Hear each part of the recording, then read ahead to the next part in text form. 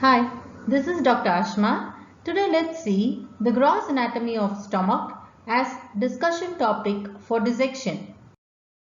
The stomach occupies the epigastric region, the umbilical region and the left hypochondriac region in the abdomen. Now let's see the external features of the stomach. The stomach has two orifices. The upper cardiac orifice is joined by the lower end of esophagus. The lower pyloric orifice opens into the duodenum. The stomach has two curvatures, lesser curvature, greater curvature. Lesser curvature is directed towards the right and greater curvature is directed towards the left. It has two surfaces, namely anterosuperior surface and postero-inferior surface. Now let's see in detail about the orifices of the stomach. The upper cardiac orifice is joined by the lower end of the esophagus. It lies behind the left 7th costal cartilage, 1 inch from the left sternal border at the level of T11 vertebra. The lower pyloric orifice opens into the duodenum. It lies half an inch to the right of the median plane at the level of lower border of L1, which is the transpyloric plane. How do we differentiate between the cardiac orifice and the pyloric orifice of the stomach? The pyloric orifice is firm, whereas the cardiac orifice is not firm. This is because the cardiac orifice is only a physiological sphincter. The pyloric orifice is an anatomical sphincter. What is an anatomical sphincter? It is one in which the circular muscle coat in the muscularis externa is thickened to form the sphincter. So, when we palpate it, it appears firm in consistency, feels like a firm nodule. Having seen the difference between the pyloric orifice and the cardiac orifice of the stomach, when you hold the stomach in anatomical position, please do not hold it upside down with the pyloric orifice directed upwards.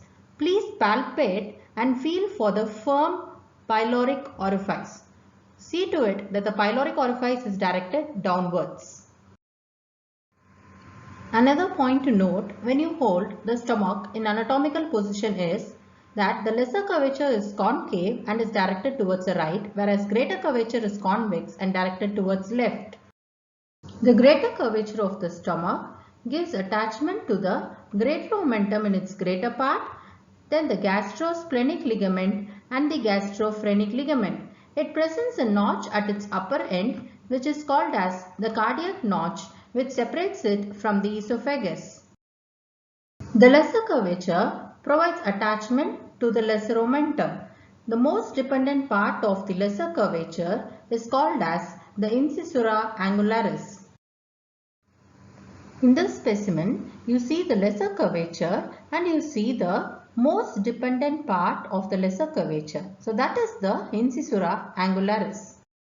The stomach is divided into two parts by an imaginary line drawn from the incisura angularis towards the greater curvature of the stomach.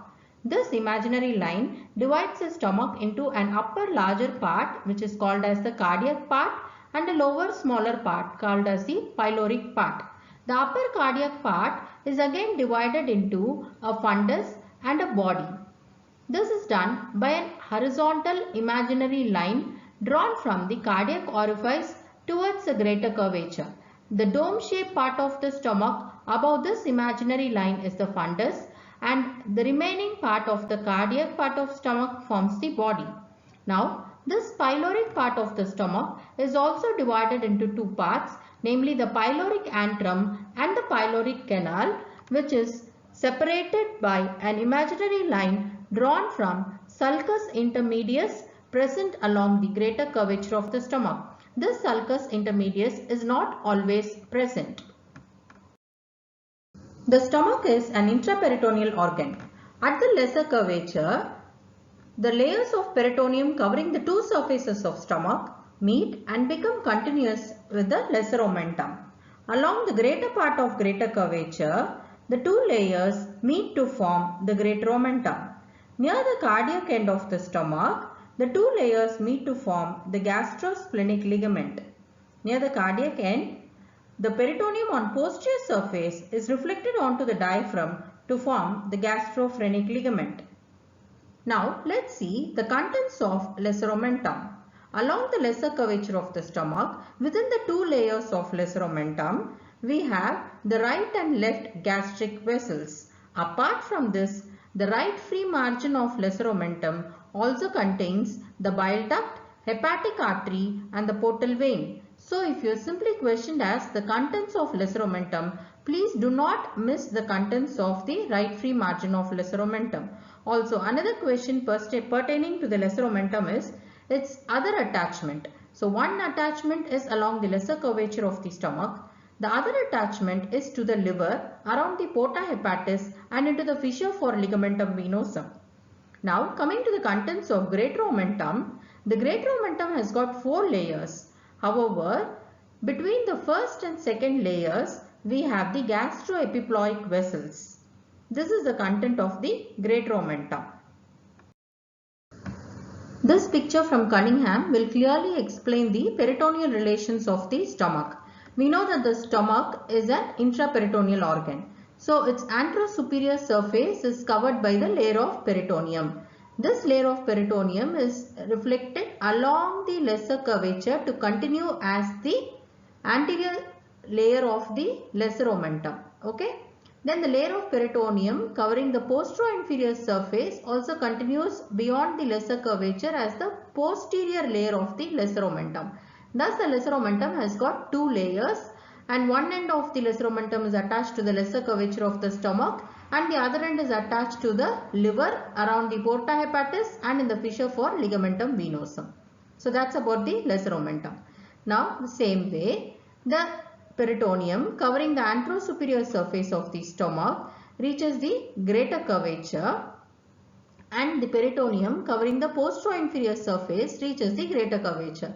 Now here these 2 layers continue downwards and then they are reflected back.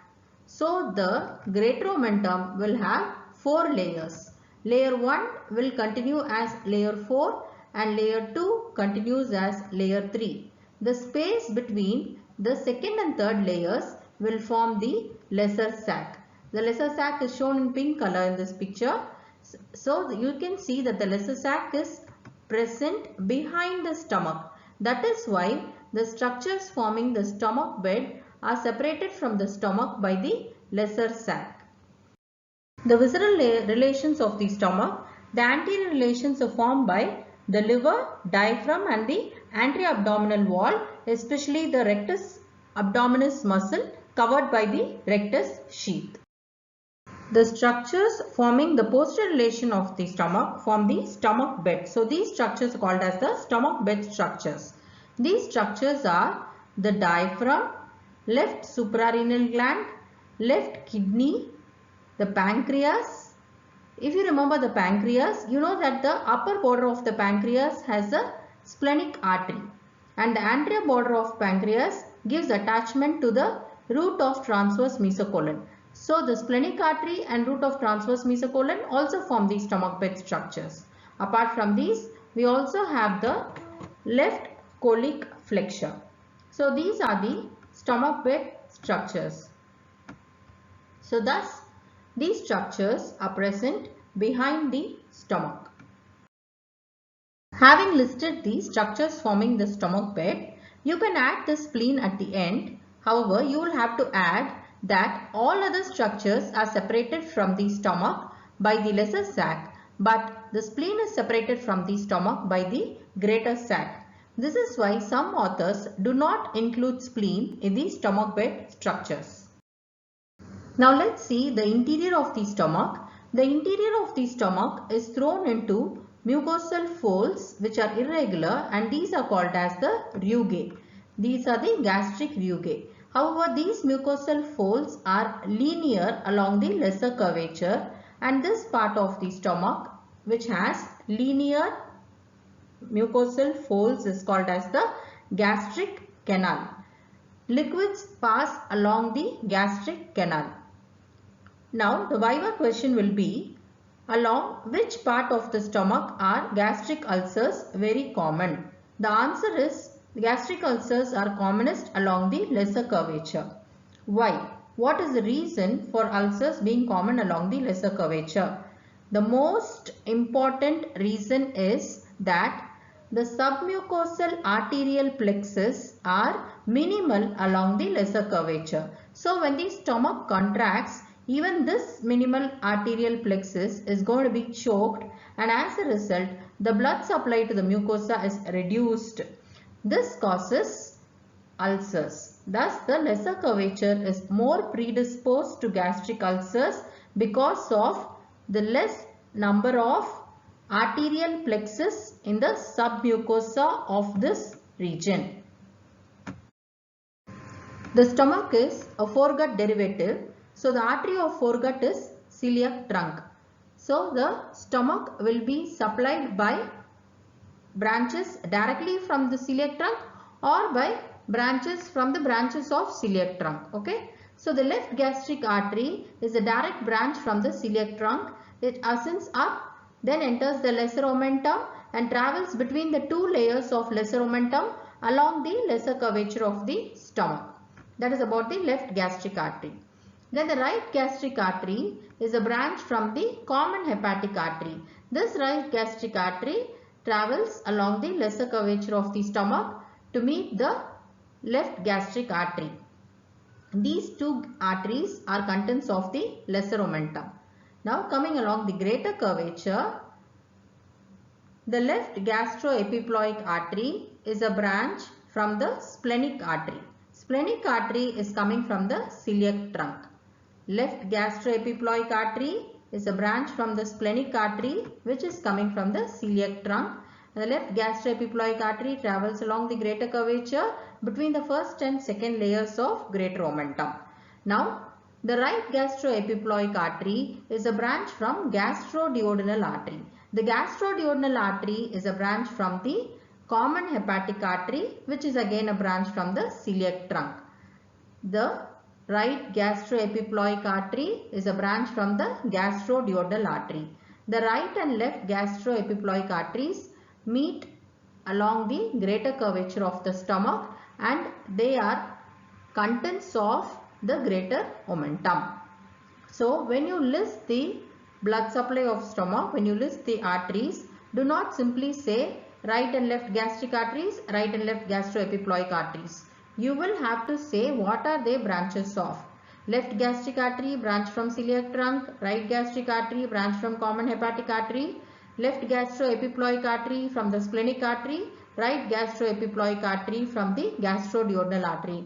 Apart from this, there will be short gastric arteries which supply the stomach, and the short gastric arteries are branches from the splenic artery. So that's about the arterial supply. The venous drainage, the veins of stomach drain into the portal vein and the splenic vein ultimately. Okay. Then the lymphatic drainage, whatever the lymph nodes, ultimately all the lymph nodes drain into the celiac group of lymph nodes. Given here is a set of probable questions which can be asked in the Viva.